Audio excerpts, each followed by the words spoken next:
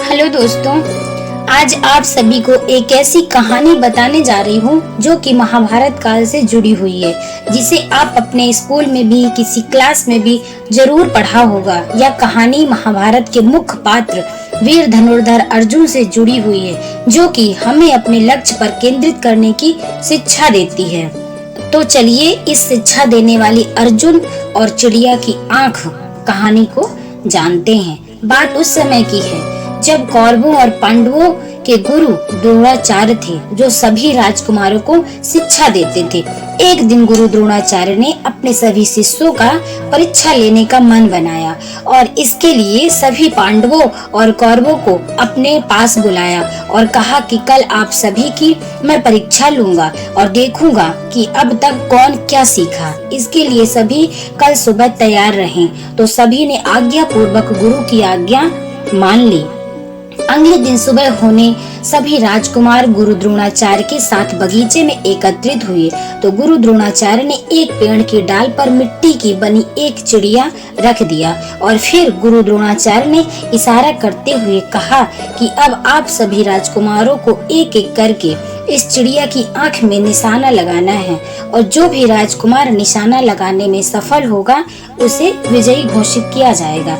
इसके बाद गुरु द्रोणाचार्य ने एक एक करके सभी राजकुमारों से पूछा कि आप सबको क्या दिखाई दे रहा है। तो किसी ने कहा कि मुझे तो चिड़िया दिखाई दे रही है, तो किसी ने कहा कि मुझे पेड़ दिखाई दे रहा है और किसी ने कहा कि मुझे पेड़ पर चिड़िया और पूरा आकाश भी दिखाई दे रहा है, तो किसी ने कहा कि मुझे पेड़ और पत्ते दिखाई दे रहे हैं। ऐसा करके सब ने कुछ न कुछ बताया, लेकिन पांडव राजकुमार अर्जुन ने कोई उत्तर नहीं दिया।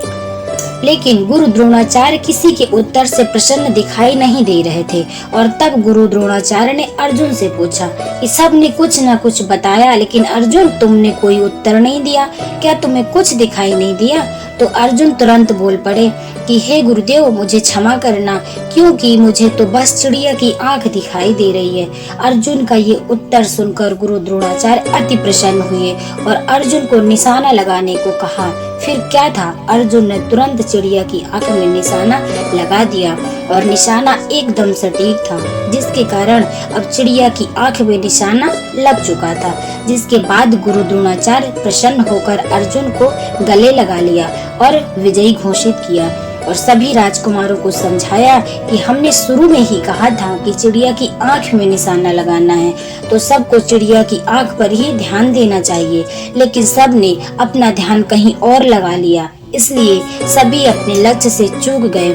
इसलिए सबको हमेशा अपने लक्ष्य पर ध्यान देना चाहिए, तभी आप विजयी होंगे।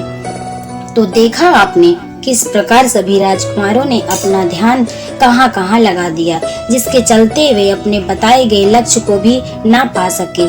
ऐसा हम सबके साथ होता है कि हम जानते हैं कि हमें क्या करना है या हमें अपने जीवन में क्या हासिल करना है, लेकिन अपना ध्यान कभी भी अपने लक्ष्य पर केंद्रित नहीं कर पाते, जिसके कारण हम अपने लक्ष्य को जानते हुए भी अक्सर भूल जाते हैं। जब भी हम कभी अपने जीवन में कोई काम करने जाते हैं या कर रहे होते हैं, अक्सर जिस काम में हम लगे हुए होते हैं उससे संतुष्ट नहीं होते, जिसके कारण हम अपना सारा ध्यान उस पर नहीं लगा पाते। अक्सर देखा जाता है कि यदि हम किसी भी कार्य में लगे हुए हैं और यदि हमारे आसपास कोई सफल व्यक्ति आ जाए या कोई व्यक्ति जो कि अपने कार्य में सफल है, तो हम उनसे प्रेरित हो जाते हैं और हम अपना ध्यान उस जैसे व्यक्ति बनने में लगा देते हैं, जिसके कारण हमारा ध्यान तो अब अपने कामों में उतना नहीं लगता, जिसके कारण हम अपने कर रहे कार्यों में भी सफल नहीं हो पाते और दूसरों के कामों में शायद एकदम नहीं, क्योंकि हम उन कामों में अभी बस शुरुआत किए हुए हैं। इसलिए सबसे पहले हमें अपने जीवन में एक लक्ष्य निर्धारित करना चाहिए कि हमें करना क्या है। फिर यदि हमारा लक्ष्य हमें निर्धारित कर लिया है, हमें अपना सारा ध्यान उस पर ही लगाना चाहिए, तभी हम अपने लक्ष्य को पा सकते हैं। यदि एक साथ कई लक्ष्य बना लिए तो निश्चित ही हम कभी भी सफल नहीं हो सकते, क्योंकि एक साथ कई लक्ष्य बना लेने से हमें सिर्फ और सिर्फ दिन रात मेहनत तो करते हैं, लेकिन कभी भी अपने एक काम को पूरे अच्छे तरीके से नहीं कर पाते। तो यदि हमें अपने जीवन के लक्ष्य को पाना है तो सबसे अपना ध्यान उस लक्ष्य के प्रति एकाग्रता बनाना बहुत जरूरी होता है। यदि हमने अपना ध्यान उस कार्य पर फोकस कर लिया तो निश्चित ही हम अपने लक्ष्य में सफल होंगे। तो आप सबको लक्ष्य के प्रति एकाग्रता स्टोरी कैसी लगी प्लीज कमेंट बॉक्स में जरूर बताएं और इस कहानी को शेयर भी जरूर करें। दोस्तों, आप सभी लोगों को मेरा वीडियो अच्छा लगा हो तो प्लीज लाइक शेयर और कमेंट जरूर करें। आप सभी लोगों का बहुत बहुत धन्यवाद। जय श्री कृष्णा, जय श्री राधे।